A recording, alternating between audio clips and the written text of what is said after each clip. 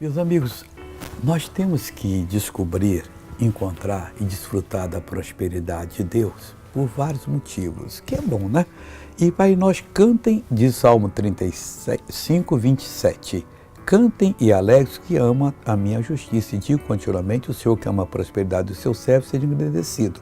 Aí no 28 diz assim, e assim a minha língua falará da tua justiça e do teu louvor todo dia.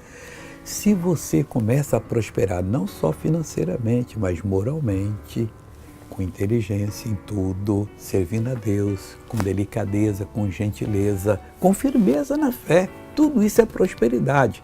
Você então vai conseguir que a sua língua fale da justiça de Deus, louvor de Deus todo dia, não vai ter hora.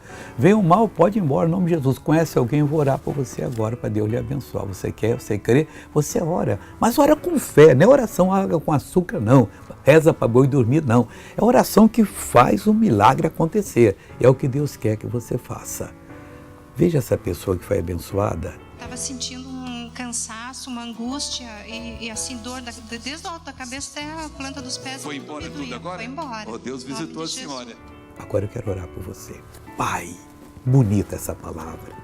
Deus, a minha língua tem que falar da tua justiça todo dia, porque, oh Deus, eu vou experimentar prosperidade. E esse meu amigo ou amiga que está orando comigo, a mesma coisa. Prosperidade financeira, moral, prosperidade na sociedade, prosperidade de comportamento, de inteligência, Pai, de tudo.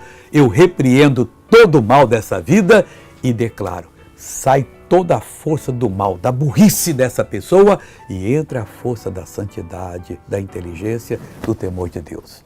Olha, tenha um bom dia em nome de Jesus.